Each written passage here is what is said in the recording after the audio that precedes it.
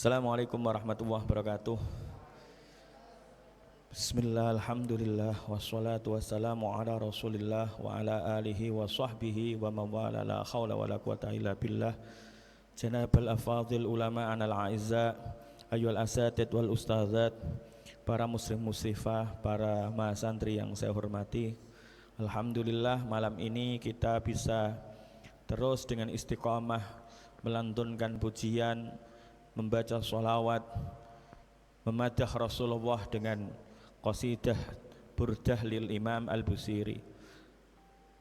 Sholawat serta salam semoga tetap terhaturkan kepada junjungan kita baginda Rasul Muhammad sallallahu alaihi wa ala alihi wasallam.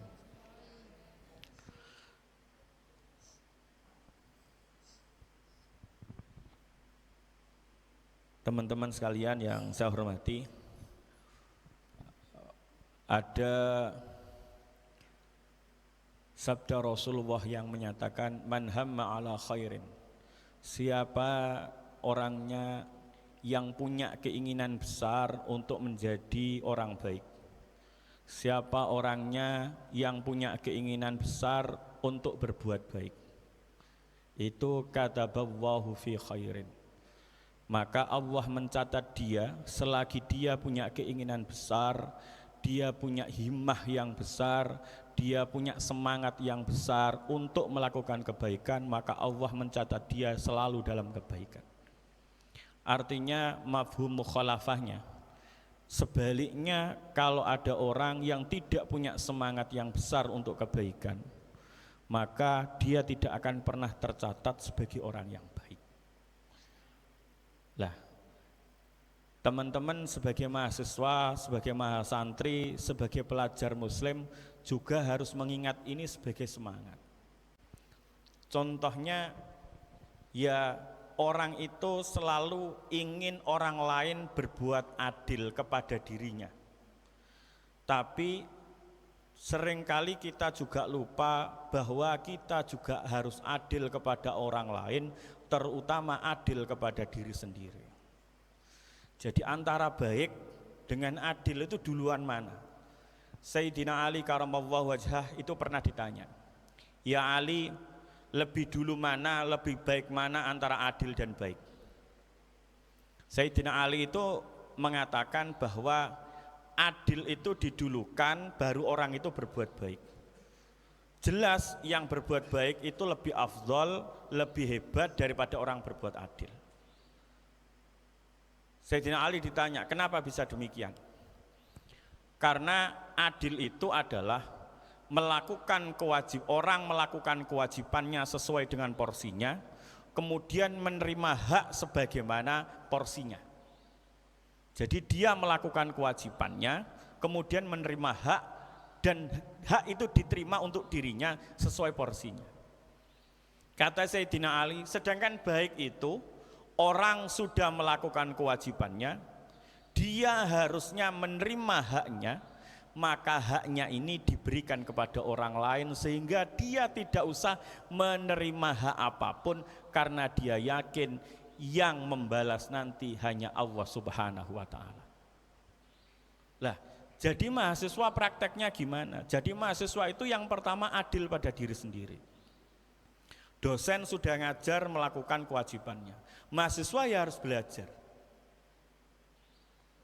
Kalau dosen ngasih tugas, itu dosen melakukan kewajibannya, bukan dalam rangka sedang nyiksa jenengan, bukan. Maka mahasiswa harusnya melakukan itu dengan senang sekali, karena apa? Dia menerima haknya.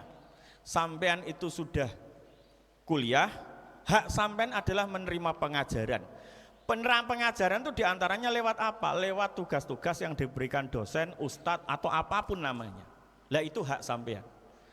Kan sangat lucu, ada orang mau mencari ilmu, dikasih ilmu malah nolak. Itu artinya itu kan aneh. Nah, itu artinya adil kepada diri sendiri. Kalau jenengan saja, nah makanya Allah itu mengatakan i'dilu huwa aqrabu littaqwa. Adil lah. Karena yang paling mendekati takwa,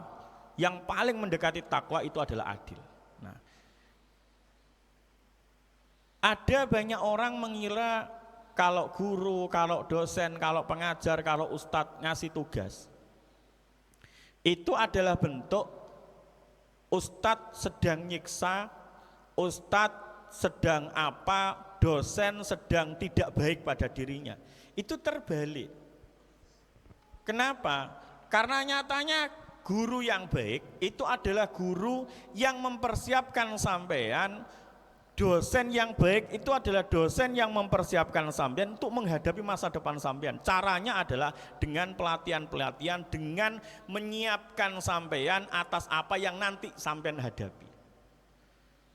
Berbeda misalnya kalau guru itu tidak baik, dosen itu tidak baik, sampean dibiarkan saja. Yang penting dia sudah ngajar, tidak penting sampean paham atau tidak, tidak penting sampean itu bisa atau tidak. Dan misalnya saja, misalnya ustadz sampean tidak nyuruh jenengan hafalan tentang bacaan sholat, maka seumur jenengan tidak akan paham bacaan sholat yang standar. Maksudnya yang harusnya dibaca ketika Fatihah itu standarnya bagaimana? Tasyahud akhir sebagai rukun itu standarnya bagaimana? Karena kewajiban itu seakan-akan berat, tapi itulah yang sebenarnya membuat kita itu terlatih, dan karena terlatih kita punya pengetahuannya. Sama dengan begini, ada orang tentara dilatih, pelatihnya itu biasa aja, samen bisa nembak ya terserah, nggak bisa nembak ya terserah, samen bisa berlindung ya terserah, nggak bisa berlindung ya terserah. Pada waktu pelatihan, pelatih itu bisa dibilang orang yang baik karena tidak terlalu mempreser pasukannya. Tapi ketika sudah di medan perang sebenarnya, justru pelatih itulah yang paling jahat. Kenapa? Karena kita yakin prajuritnya akan cepat habis karena tidak mampu bertahan. Sementara pelatih yang baik, dia akan dengan keras ngajari pasukannya bagaimana cara menembak musuh yang pas sesuai dengan sasaran. Bagaimana cara bertahan hidup ketika kita mengalami serangan. Dan pelatih yang begini biasanya dalam medan pelatihan itu keras sekali. Karena dia sayang kepada pasukannya dan tidak ingin pasukannya jadi sasaran tembak, jadi sasaran musuhnya. Dalam pelatihan dia akan terkesan jahat sekali, tapi ketika di medan perang sesungguhnya sebenarnya dialah yang orang yang paling berjasa membuat pasukannya bertahan. Begitulah kita melihat guru. Kalau ada tugas, kalau ada ajaran yang sekiranya itu memberatkan kita, husnudzon kepada guru bahwa ini adalah yang harus saya lalui untuk membentuk karakter saya, pribadi saya agar saya lebih baik. Begitu. Lah, jangan sedikit-sedikit misalnya kadang-kadang orang itu gini, lihat temennya dikasih fasilitas lebih, kita itu kan kadang-kadang iri. Contohnya misalnya, oh ini kok begini, itu kok begitu. Yang dipikirkan jenengan adalah saya mungkin bebannya lebih berat. Saya mungkin sama dosen dikasih tugas lebih berat.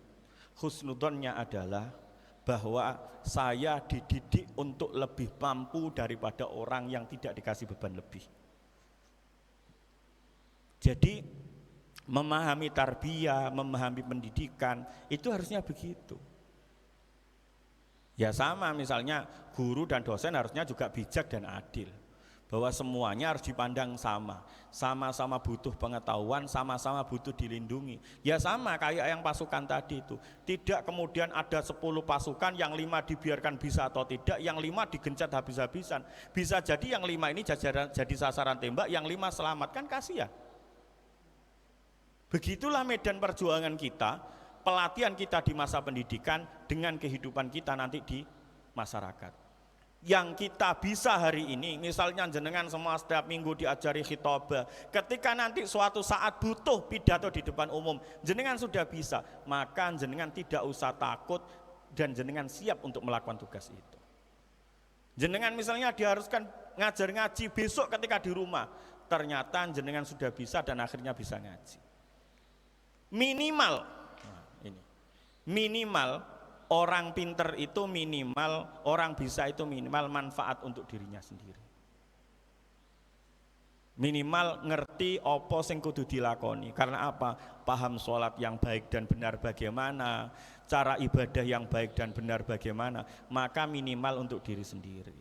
Makanya saya bahagia betul kalau di angkatan ini alhamdulillah semuanya ya untuk sementara ini ya, sementara ini nurut-nurut, sementara ini. Nggak tahu nanti kalau berkembang jadi bedigas juga ngerti. Tapi saya minta ini istiqomahnya tetap. Jadi kalau burdahan ya dibaca. Jadi kalau dinia ya diikuti. Dosen ngasih tugas dikerjakan. Jangan sampai kemudian minta fasilitas lebih. Misalnya ada dosen ngasih tugas, Pak saya ini punya sakit begini, padahal ya ora loro. Saya minta Pak ndak usah makalah, enggak akhirnya gak iso nulis. Akhirnya skripsinya ora iso. Nah, kita kadang-kadang melihat dosen yang ngasih tugas banyak itu kayak jahat.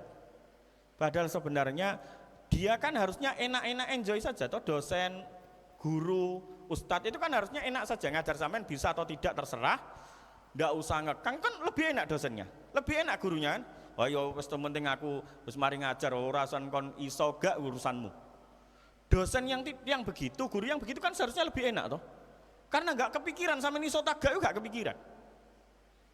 Harusnya kan nggak usah dicek, sama hafalannya nyampe mana. Coba hafalkan di depan saya, nggak usah dicek gitu.